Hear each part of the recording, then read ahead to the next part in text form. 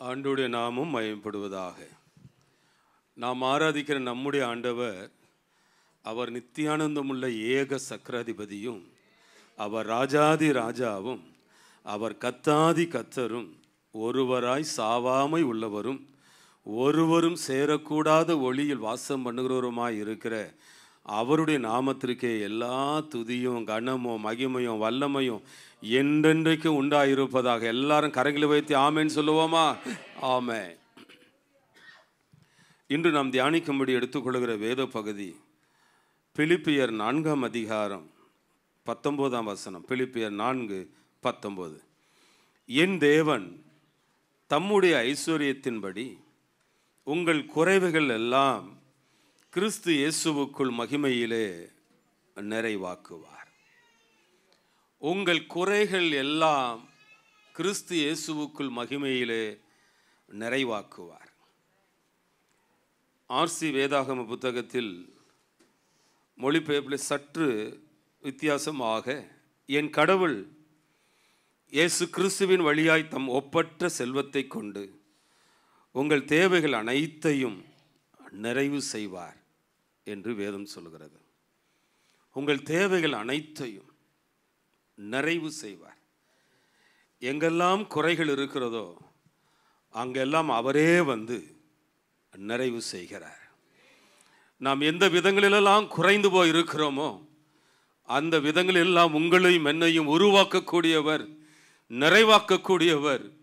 எப்படி ஆதாமை தேடி எங்கிருக்கிறாய், நான் வைத்த இடத்தில் நீ ஏன் இல்லை, உனக்கு இப்படிப்பட்ட காரியத்தை செய்ய சொன்னது யார், ஏன் அத்தி இலைகளாலே உன் நிர்வாணத்தை மறைத்திருக்கிறாய், இது நிரந்தரம் அல்ல, உனக்கு நான் ஒரு நிரந்தரத்தை செய்ய விரும்புகிறேன் என்று அவன் குறைகளை எல்லாம் நிறைவாக்கும்படி எப்படி ஒரு ஏக்கத்தோடு தாகத்தோடு ஒருவர் அவனை தேடி வந்தாரோ அப்படித்தான் நீங்களும் நானும் ஆராதிக்கிற நம்முடைய ஆண்டவரும் கூட அநேக நேரம் உங்களையும் என்னையும் தேடி வருகிறார்.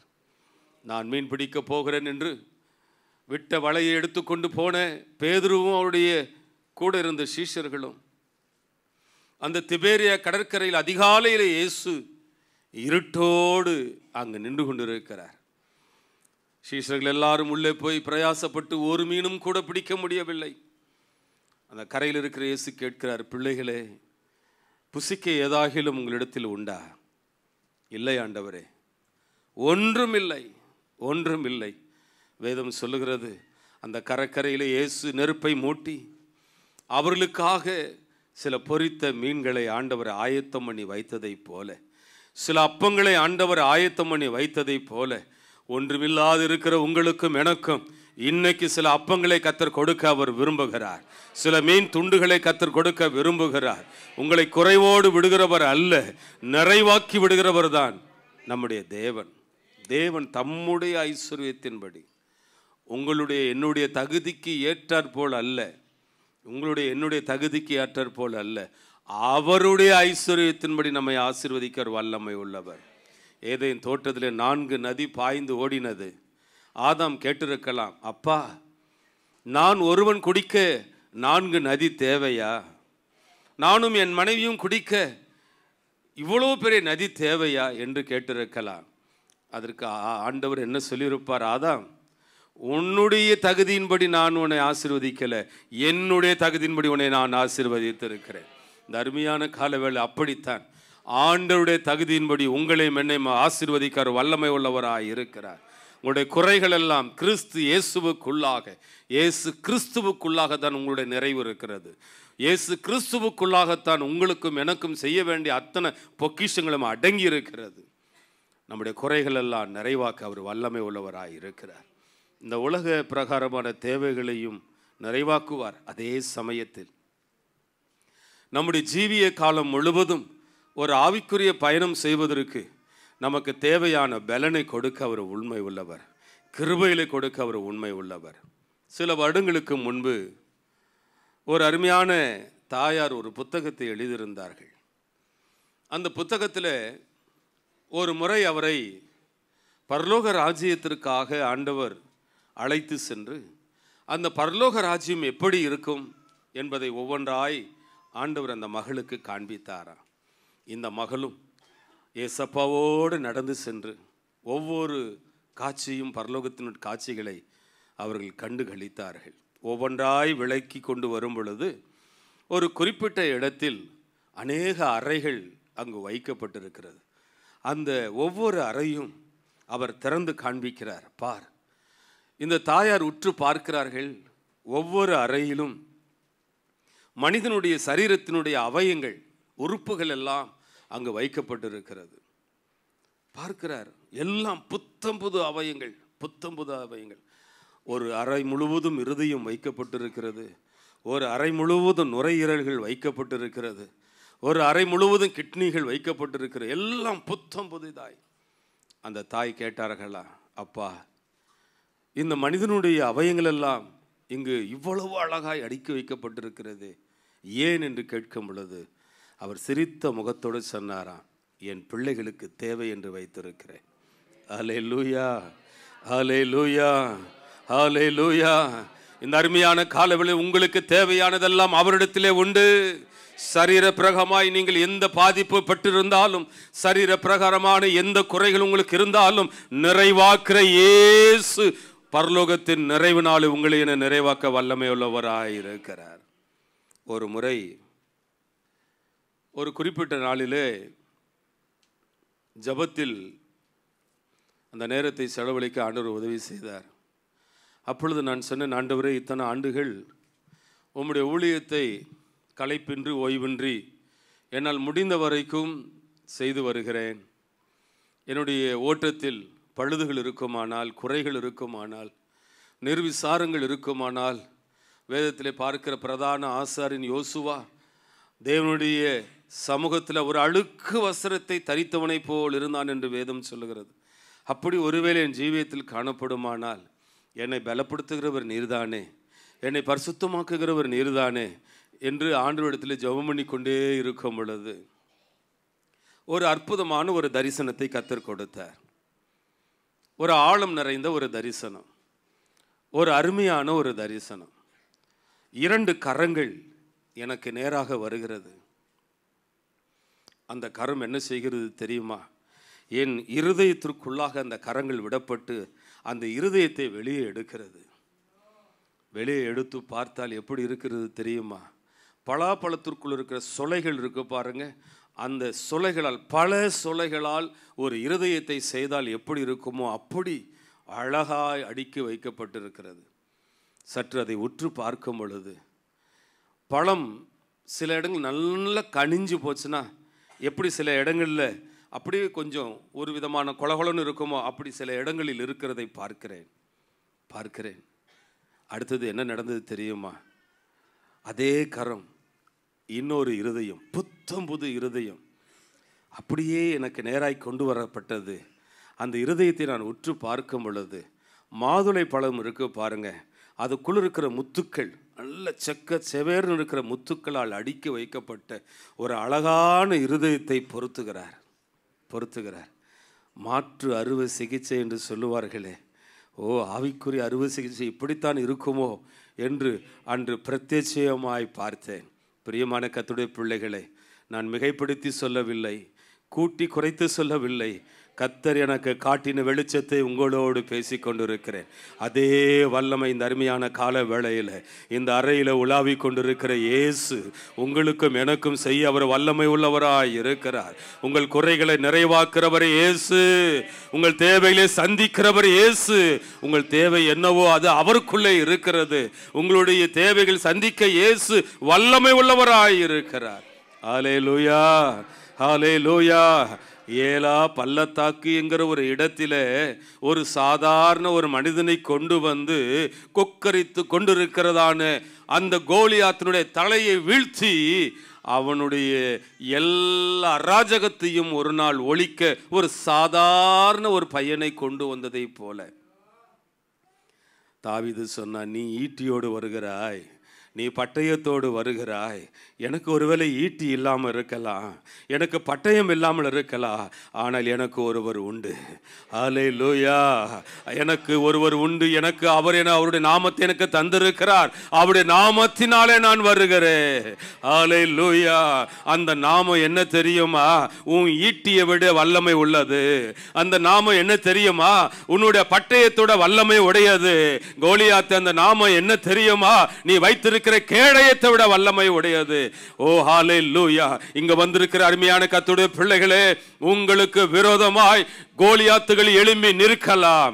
இன்று கர்த்தருடைய ஊழியக்காரனாய் சொல்லுகிறேன், அந்த கோலியாத்தை எதிர்நோக்கி சொல்லுகிறேன். இங்கு இருக்கிற ஒவ்வொருவரும் தேவ பிள்ளைகள். இங்கு இருக்கிற ஒவ்வொருவரும் இயேசுவின் இரத்தத்தால் கழுவப்பட்டவர்கள். இங்கு இருக்கிற ஒவ்வொருவரும் இயேசுவின் நாமத்தினாலே ரட்சிக்கப்பட்டவர்கள். கோலியாத்து, உன்னுடைய பட்டயத்தை காட்டிலும் இவர்கள் மேல் இருக்கிற இரத்தம், இயேசுவின் இரத்தம் வல்லமை உள்ளது. உன்னுடைய ஈட்டியை காட்டிலும் இவர்கள் மேல் ஆண்டவர் கொடுத்திருக்கிற ரட்சிப்பு வல்லமை உள்ளது. உன்னுடைய கேடயத்தை காட்டிலும் இவர்களுக்கு கர்த்தர் கொடுத்திருக்கிற தாளந்துகள் வல்லமை உடையது. அல்லேலூயா, அல்லேலூயா. என் தேவன் தம்முடைய ஐஸ்வரியத்தின்படி எங்கள் குறைகள் எல்லாம் நிறைவாக்க வல்லமை உள்ளவர். எங்கள் குறைகளை சொல்லி சொல்லியா எங்களை நீ மிரட்ட பார்க்கிறாய்? எங்கள் குறைகளை சொல்லி சொல்லியா எங்களை பலவீனப்படுத்த பார்க்கிறாய்? எங்கள் குறைகளை மாற்றுகிறவர் ஒருவர் உண்டு. எங்கள் குறைகளை நிறைவாய் மாற்றுகிறவர் ஒருவர் உண்டு.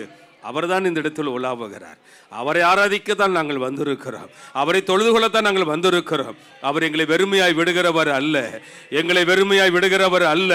எங்களை அமர வைத்து பந்தி விசாரிக்கிற தேவன் தான் எங்கள் தேவன். எங்களுக்கு நன்மை செய்கிற தேவன் தான் எங்கள் தேவன். கோலியாத்தினுடைய தலை வீழ்த்தப்பட்டதை போல இந்த அருமையான கால வேளையில் உங்களுக்கும் எனக்கும் விரோதமாய் எழும்புகிற எல்லா கோலியாத்தின் ஆவிகளை கர்த்தர் முறியடிப்பாராக. கர்த்தர் முறியடிப்பாராக. ஒரு சத்தம் அந்த பாளையத்தில் கேட்கிறது.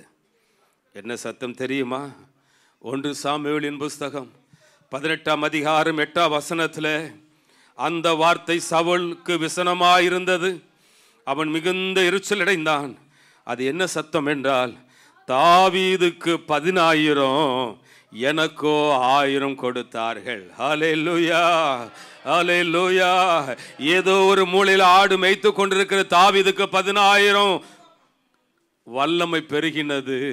அதே போல இந்த காலவெளியில் எங்கிருந்தோ நீங்கள் வந்திருக்கலாம், எந்த சூழ்நிலையிலிருந்தோ நீங்கள் வந்திருக்கலாம், எந்த நிலையிலும் நீங்கள் வந்திருக்கலாம். இன்னைக்கு கர்த்தர் ஒரு நாமத்தை கொடுக்க போகிறாரு. ஹல்லேலூயா. தாவீது கொன்றது 10,000, நீங்களும் கொல்ல போகிறீர்கள். 10,000 வல்லமைகளை கொல்ல போகிறீர்கள். கோலியாத்தின் பெலிஸ்தரின் ஆவிகளை கொல்ல போகிறீர்கள். ஹல்லேலூயா. உங்கள் பலத்தில் அல்ல, நீங்கள் நானும் சொல்ல போகிறோம், என்னை பலப்படுத்துகிற கிறிஸ்துவின் ஆலே எல்லாவற்றையும் ஜெயிக்க, எல்லாவற்றையும் ஓ ஹல்லேலூயா ஜெயிக்க எனக்கு அதிகாரம் உண்டு. என்னை பலப்படுத்துகிறவர் சாதாரணமானவர் அல்ல. உங்களை என்னை பலப்படுத்துகிறவர் சாதாரணமானவர் அல்ல. பிசாசின் தலையை நசுக்கினவர். உங்களை என்னையும் பலப்படுத்துகிறவர் சாதாரணமானவர் அல்ல. அந்த உப்பரிகை மேலே பிசாசின் வல்லமைகளை தோற்கடித்தவர். இந்த அருமையான காலவெளியில் அவர் ஜெய கிறிஸ்துவாய் நம்மோடு இருக்கிறார். ஜெய கிறிஸ்துவாய் நமக்கு முன் செல்லுகிறார். ஆகையால் நீங்கள் தோத்து போனவர்கள் அல்ல. சிங்க குட்டிகள் தாழ்ச்சி அடைந்த பட்டினியாய் இருக்கும். கர்த்தரை தேடுகிற உங்களுக்கும் எனக்கோ ஒரு நன்மையும் குறைவு படவே படாது. இதுதான் வாக்கு தத்துவம். அது எப்படி நிறைவாக்குவார்? தம்முடைய ஐஸ்வர்யத்தினாலே. உங்கள் ஐஸ்வர்யம் என்னங்க அவருக்கு முன்னால்? மனுஷனுடைய ஐஸ்வர்யங்க என்னங்க? நிர்மூலமாகிடும். நிர்மூலமாக காஃபி டேங்கிறதான காஃபி ஓனர், அந்த கடை ஷாப்புடைய ஓனர் கடன் தொழிலினால தற்கொலை பண்ணிக்கிட்டாருங்க. உலகம் முழுவதும் பிரசித்தி பெற்றவர். பணம் அவரை காப்பாற்றலை, அவர் சேர்த்த சொத்துக்கள் காப்பாற்றலை. இன்னைக்கு நான் சொல்கிறேன், பணம் ஒரு நாள் உங்களை என்னை காப்பாற்றின்னு நினைக்காதீங்க. பணத்தை நம்பாதீங்க. ஹல்லேலூயா. ஐஸ்வர்யமும் கனமும் அவரால் தான் வருகிறது. அவர்தான் உங்களை காப்பாற்றுகிறவர், அவர்தான் உங்களை நடத்துகிறவர். நீங்களும் நானும் சொல்லணும், என் தேவன் என்னுடைய குறைகள் எல்லாம் அவருடைய ஐஸ்வர்யத்தின்படி, என்னுடைய ஐஸ்வர்யத்தின்படி அல்ல, என்னுடைய தகுதியின்படி அல்ல, அவருடைய ஐஸ்வர்யத்தின்படி. ஓ கிறிஸ்து இயேசுவுக்கு உள்ள, வெளியே இல்லை, உள்ள கிறிஸ்து இயேசுக்குள்ள இருக்கு. இயேசுவுக்குள்ளே இருக்கு. இன்னைக்கு அவரை நெஞ்சோடு அணைத்து கொள்வோமானா அவருக்குள்ள இருக்கிற வல்லமை நமக்குள்ளாக வரும். அவருக்குள் இருக்கிற ஆசீர்வாதம் நமக்குள்ளாக வரும். அல்லேலூயா. இன்னைக்கு இயேசுவை அணைத்துக்கொள்ள யார்? இயேசுவின் மார்பில் யோவான் சாய்ந்ததை போல அவருடைய இதய துடிப்பை சாய்ந்து கொள்ள இன்னைக்கு நீங்களும் நானும் ஒப்பு கொடுப்போமா? அவரோடு நெருங்குவோம். பூவோடு சேர்ந்த நாரும் மணக்கும்னு சொல்லுவாங்க. இன்னைக்கு இயேசுவோடு நீங்கள் நெருங்குவீங்கன்னா, இயேசுவோடு இன்னும் கொஞ்சம் நெருங்குவீங்கன்னா அவருக்குள்ள இருக்கிற ஐஸ்வர்யம் உங்களுக்குள்ள எனக்குள்ள வரும். அல்லேலூயா. எல்லாரும் ஆமேன் சொல்லுங்க பார்க்கலாம். ஆமே. இன்னும் உம்மை அறியணுமே, இன்னும் உம்மை அறியணுமே, இன்னும் கெட்டி சேரணுமே, இன்னும் கெட்டி சேரணுமே. பிரசன்னம் பிரசன்னம் தேவ பிரசன்னம். பிரசன்னம் பிரசன்னம் தேவ பிரசன்னம். அல்லேலூயா. அப்போ கிறிஸ்து இயேசுவுக்குள்ள என்னுடைய குறைகள் எல்லாம் நிறைவாக்குற வல்லமை அவருக்குள்ளே இருக்குது. ஞாயிற்றுக்கிழமை தோறும் ஏன் வரும் தெரியுமா? எவ்வளவோ குறைகள் நம்மகிட்ட இருக்கலாம், அல்லது ஏதோ ஒரு விதங்களில் குறைந்து கொண்டே இருக்கலாம். சவுல் குறைந்து கொண்டே இருந்தான். தாவீது 10,000 சவுல் 1000 ஆகிவிட்டான். இன்றைக்கி ஒருவேளை சவுளை போல் நீங்கள் குறைந்திருக்கலாம், 1000ங்கிற நிலைக்கு நேராக நீங்கள் வந்திருக்கலாம். உங்களுக்கு ஒரு நல்ல செய்தி சொல்லட்டோமா? சாமுவேல் சவுளை அழைத்து விருந்துக்கு கொண்டு போகும் பொழுது அழைக்கப்பட்டவர்களிலே முதல் இடத்தை அவனுக்கு கொடுத்தார்கள். அழைக்கப்பட்டவர்கள் ஏறத்தாழ 30 பேர். 30 பேரில் முதல் இடம் சவுலுக்கும் அவனோடு வந்த வேலைக்காரன் கொடுக்கப்பட்டதை போல தேவன் ஒரு மனிதனை உயர்த்த நினைத்தால், நீங்கள் குப்பையில் இருந்தாலும் நீங்கள் புழுதியில் இருந்தாலும் உங்களை தூக்கி ராஜாக்களோடு பிரபுக்களோடு அமர பண்ணுகிற தேவன் தான் நீங்களும் நானும் ஆராதிக்கிற தேவன். தாவீதை உயர்த்தினவர் உங்களை உயர்த்துவார். சவுலை உயர்த்தினவர் உங்களையும் உயர்த்துவார். அல்லேலூயா. சவுலை உயர்த்திட்டு என்ன செய்தார் தெரியுமா? வேதம் சொல்லுது, கர்த்தர் அவனுக்கு வேறே இருதயத்தை கொடுத்தார். அதற்கு பின்பு அவர் தீர்க்க தரிசனம் சொல்ல ஆரம்பித்தார். இன்னைக்கு கர்த்தர் உங்களுக்கு வேறு இருதயத்தை பொருத்துவார். ஆனால் நீங்கள் வாயிலிருந்து தீர்க்க தரிசனம் வல்லமை புறப்பட்டு வரும். உங்கள் வாயிலிருந்து கர்த்தருடைய வார்த்தை புறப்பட்டு வரும். உங்கள் வாயிலிருந்து விடுதலை ஆக்கிற வார்த்தை புறப்பட்டு வரும். பரிசுத்த ஆவியானவர் உங்கள் மேலே என் மேலே இறங்குவாராக.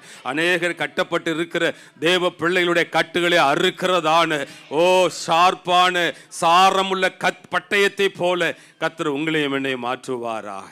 அல்லேலூயா. அல்லேலூயா. கிறிஸ்து இயேசுவுக்குள்ளே, கிறிஸ்து இயேசுவுக்குள்ளே உங்கள் குறைகளை நிறைவாக்குற வல்லமை உண்டு. கர்த்தருடைய நாமத்திற்கு மகிமை உண்டாகட்டும்.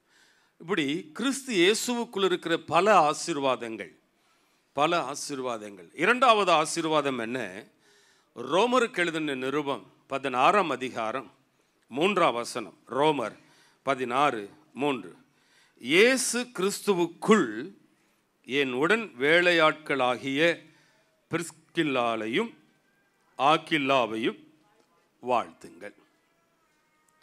கிறிஸ்து இயேசுவுக்குள் வேலையாட்கள். பிரியமான கர்த்தருடைய பிள்ளைகளே, இயேசு கிறிஸ்துவுக்குள்ள சில வேலையாட்கள் இருக்கிறார்கள். அப்படி சொல்லும் பொழுது பவுல் சொல்றாரு, ஆக்கிலா பிரிஸ்கில்லா. ஆனால் இந்த இடத்துல சொல்லும்போது பிரிஸ்கில்லா தான் முதல்ல சொல்றாரு இல்லையா? பிரிஸ்கில்லாவும் ஆக்கிலா. பைபிளில் எப்பவுமே ஆண்கள் பேர் தான் முதல்ல சொல்லப்பட்டிருக்கலாம். ஆனால் இந்த இடத்துல பெண் பெயரை முதலாவது சொல்லிட்டு ரெண்டாவது, நான் நினைக்கிறேன் அந்த சகோதரி பவுலுடைய ஊழியத்தில் ரொம்ப பிரயோஜனமாக இருந்திருக்கிறாங்க. ரொம்ப பிரயோஜனமாக இருந்திருக்கிறாங்க. பவுல் கூடார தொழிலை செய்தவர், இவர்களும் கூட கூடார தொழிலை செய்கிறவர்கள் என்று வேதம் சொல்லுகிறது. இந்த கூடார தொழில் நிமித்தமாக சில காலங்கள் இந்த பிரிஸ்கில்லா ஆக்கில்லா அவளுடைய வீட்டிலே பவுல் தங்கி இருந்ததாகவும் கூட வேதம் சொல்லுகிறது. பவுல் தங்கி அந்த வீட்டில் தங்கி இருந்திருக்கிறார். ஊழியத்திற்கு அவர்கள் மிகவும் பிரயோஜனமாக இருந்திருக்கிறார்கள். அது மட்டுமல்ல, அவர்களை குறித்த சாட்சி என்ன தெரியுமா? 4ஆம் வசனத்தில், அவர்கள் என் பிராணனுக்காக தங்கள் கழுத்தை கொடுத்தவர்கள். ஊழியத்திற்காக ஒரு ஊழியக்காரனுடைய ஜீவனுக்கு ஆபத்து வந்ததுன்னா, என் ஜீவன் போனாலும் பரவாயில்ல, அந்த ஊழியனை காப்பாற்றணும்னு சொல்லி பவுலுடைய பிராணனுக்காக தங்கள் கழுத்தை கொடுத்தவர்கள் தான் பிரிஸ்கில்லா, ஆக்கில்லா. அருமையான கர்த்தருடைய பிள்ளைகளே, இன்னைக்கு உங்களுடைய நிலைமை எப்படி இருக்கு? ஸ்தோத்திரம். நீங்கள் கழுத்தெல்லாம் ஊழியக்காரனுக்கு கொடுக்க வேணாம், கழுத்தை எடுக்காமல் இருந்தா சரிதான். அடுத்தவன் பட்டயத்தை கொண்டு வந்து குத்துறானோ இல்லையோ, நம்மளும் ரெடியாக இருப்பான். எப்படா குத்தலாம், எப்படா குத்தலாம். ஸ்தோத்திரம். கர்த்தருடைய நாமத்திற்கு மகிமை உண்டாகட்டும். ஆனால் அவங்க என்னன்னா பாருங்க, முதலாவது வேலையாட்கள், கர்த்தருக்காக வேலை செய்கிற அந்த குணம். சபையில் நீங்கள் எடுத்துக்கிட்டீங்கன்னா எல்லாருக்கும் அப்படிப்பட்ட அந்த கிருபைகள் இருக்காது. சிலர் மட்டும்தான் என்ன செய்வாங்கன்னா, சபைக்கு ஏதாவது செய்யணும், நான் பெருக்கணும், நான் பாய் போடணும், நான் மற்ற காரியங்களை செய்யணும், ஊழியம் செய்யணும் என்று சிலருக்கு தான் அந்த தாகமும் அந்த வாஞ்சையும் இருக்கும். அதைத்தான் வேதம் சொல்லுது, கிறிஸ்துவுக்குள் வேலையாட்கள். அப்போ கிறிஸ்துவுக்குள் வேலையாட்கள் அல்லாதவருடைய குணம் என்னன்னா, நேராக வருவாங்க, சத்தியம் கேட்பாங்க, வசனத்தை கேட்பாங்க, அவங்க என்ன செய்வாங்கன்னா அவர் நேராக போயிடுவாங்க. ஆனால் இங்கே கிறிஸ்துவுக்குள் சில வேலையாட்கள் ஆண்டவருக்காக ஏதாகிலும் செய்யணும், ஆண்டவருக்காக ஏதாகிலும் செய்யணும், ஏதாகிலும் செய்யணுங்கிற அந்த துடிப்பு தாயின் கருவிலே உருவாகிறதுக்கு முன்னால் கர்த்தர் உங்களை வேறு பிரிச்சதுனால, அவருடைய வேலை குறித்த பாரம் உங்கள் மேலே வந்ததுனால, நீங்கள் சும்மா இருக்கணும்னு நினைச்சாலும் அந்த அபிஷேகமானது உங்களை சும்மா இருக்க விடாமல் அதை ஏவிக்கொண்டே இருக்கிறது, ஏவிக்கொண்டே இருக்கிறது. பவுல் சும்மா இல்லை, அந்த கிராமம் இந்த கிராமம் ஓடி போய் கர்த்தருடைய சபைகளை ஸ்தாபித்து ஒரு நல்ல மிஷனரியாக, நல்ல அப்போஸ்தலராக, நல்ல போதகராக, நல்ல மேய்ப்பராக, இப்படி பல கோணங்களில் ஆண்டவருக்காக ஓடின பவுலை போல இன்னைக்கு அப்படிப்பட்ட ஆட்கள் தேவை. அது எங்கே இருக்குன்னா, கிறிஸ்து இயேசுவுக்குள் சில வேலைக்காரர்களை கர்த்தர் வச்சிருக்கிறார். சபையே, அருமையான கர்த்தருடைய பிள்ளைகளே, நம்ம அந்த பாக்கியத்தை பெற்றுக்கொள்ள வேண்டும். ஏனென்றால் ஒருவன் எனக்கு ஊழியம் செய்வானானால் பிதாவானவர் அவனை கனப்படுத்துவாரா. யோவான் 12:26 அப்படி சொல்லப்பட்டிருக்கிறது. ஒருவன் எனக்கு ஊழியம் செய்வானானால் பிதாவானவர் அவனை கனம் பண்ணுவார். ஆண்டவருக்காக ஊழியம் செய்யும் பொழுது, ஆண்டவருக்காக வேலை செய்யும் பொழுது பிதா கனப்படுத்துவார், கனப்படுத்துவார். கர்த்தருடைய நாமத்திற்கு மகிமை உண்டாகட்டும். இங்கே இருக்கிற அநேகர் ஆண்டவருக்காக நீங்கள் ஓடி இருக்கிறீர்கள். இங்கே இருக்கிற அநேகர் ஆண்டவருக்காக பிரயாசப்பட்டு இருக்கிறீர்கள். பிரியமான கர்த்தருடைய பிள்ளைகளே, கர்த்தர் உங்களை ஒரு நாளும் கனவீனப்படுவதற்கு விட மாட்டார். உங்களை கர்த்தர் கனப்படுத்துவார், உங்களை கர்த்தர் உயர்த்துவார், கர்த்தர் உங்களை மேன்மைப்படுத்துவார். என்ற கிறிஸ்துவுக்குள்ளான வேலைக்காரன், கிறிஸ்துவுக்குள்ளான வேலைக்காரன். தாளந்து வாங்கி புதைத்து வைத்து சோம்பலமான ஊழியக்காரன் அல்ல, பொல்லாத ஊழியக்காரன் அல்ல, கிறிஸ்துவுக்குள் இருக்கிற ஊழியக்காரன்.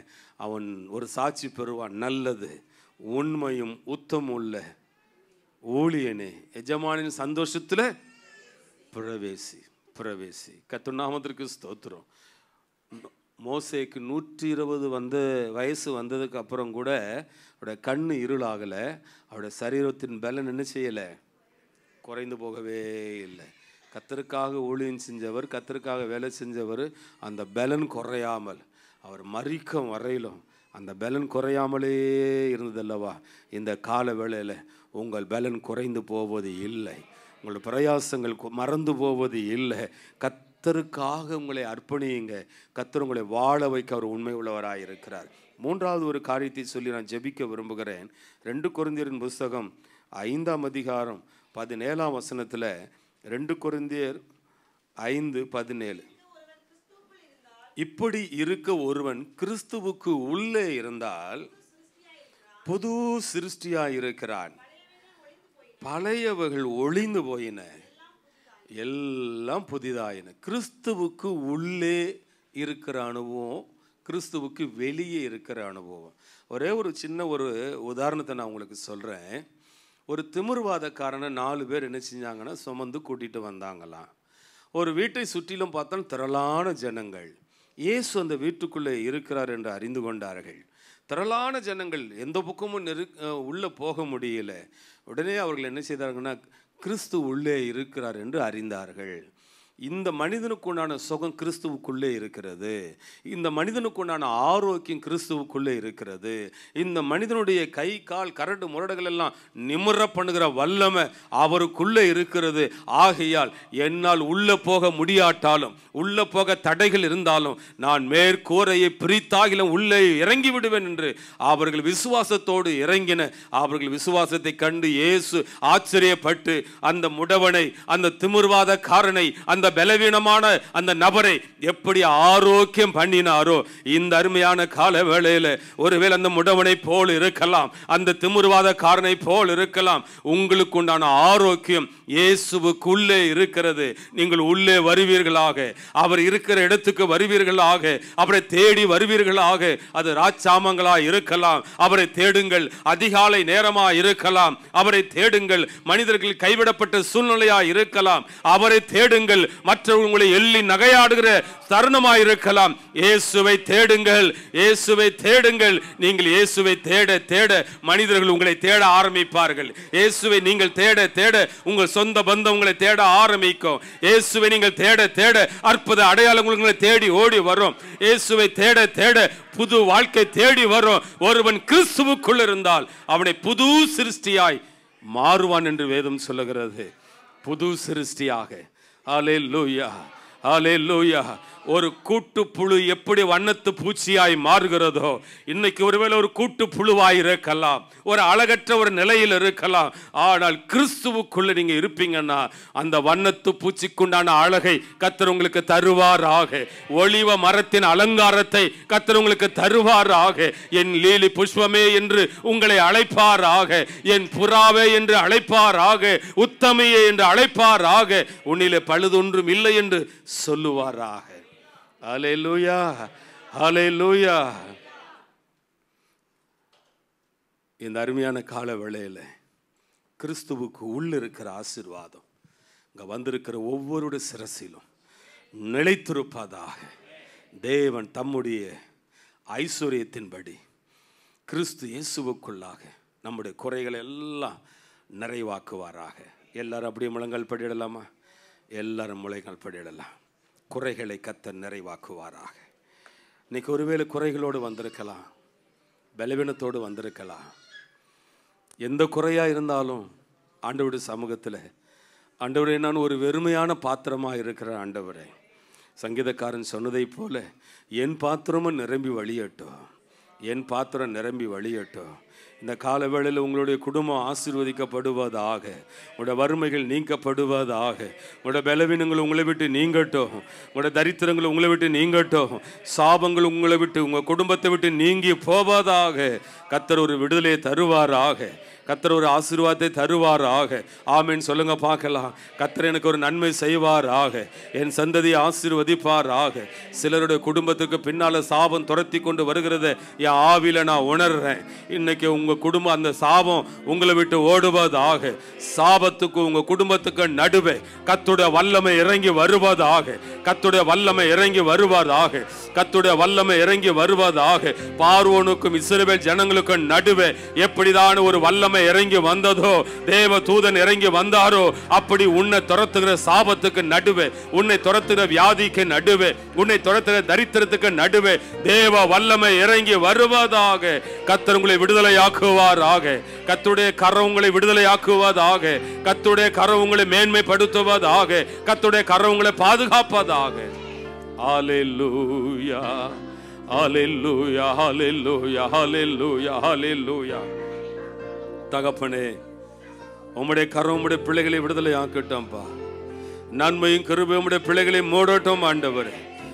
மகிமை உள்ள கரம் உம்முடைய பிள்ளைகளை வழி நடத்தட்டும். பலப்படுத்துங்க, அவர்களை திடப்படுத்துங்க, அவர்களை அப்பமும் தண்ணீரையும் ஆசீர்வதிங்க. அவர்கள் நன்மையால் திருப்தி ஆவார்களாக. சாபம் இனி அவர்களை தொடவே கூடாது, தொடவே கூடாது. ஹல்லேலூயா. சிங்காசனத்திலிருந்து ஒரு நதி வரை கண்டேன், இனி அது சாபம் இல்லை என்றதை போல சிங்காசனத்திலிருந்து ஒரு நதி உம்முடைய பிள்ளைகளுக்காய் வரட்டும். சாபத்தை நீக்கிற வல்லமை இறங்கி வரட்டும். பாவங்களை நீக்கிற வல்லமை இறங்கி வரட்டும். பரிசுத்தமாக்குற வல்லமை இறங்கி வரட்டும். அந்த நதியின் ஓரமா இருக்கிற ஜீவ விருட்சங்களை போல உம்முடைய பிள்ளைகளாக நாங்கள் மாறட்டும் ஆண்டவரே. அதனுடைய இலைகள் எல்லாம் மருத்துவத்திற்கு அவிழ்த்தத்திற்கு அது உண்டானது என்று வேதம் சொல்கிறதை போல எங்களை ஆரோக்கியமுடையவர்களாய் மாற்றுவீராக. கனி கொடுக்கிற பிள்ளைகளாய் மாற்றுவீராக. உம்முடைய பிள்ளைகளை மனதார வாழ்த்துகிறேன். நீர் ஆசீர்வதியும். இயேசுவின் நாமத்தில் ஜெபிக்கிறோம், ஜெபம் கேளும் எங்கள் பரலோக தகப்பனே. என் ஆத்துமாவே கர்த்தரை ஸ்தோத்திரி, என் முழு உள்ளமே அவருடைய பரிசுத்த நாமத்தை ஸ்தோத்திரி. என் ஆத்துமாவே கர்த்தரை ஸ்தோத்திரி, அவர் செய்த சகல உபகாரங்களையும் மறவாதே. ஆமென். அல்லேலூயா, ஹல்லேலூயா.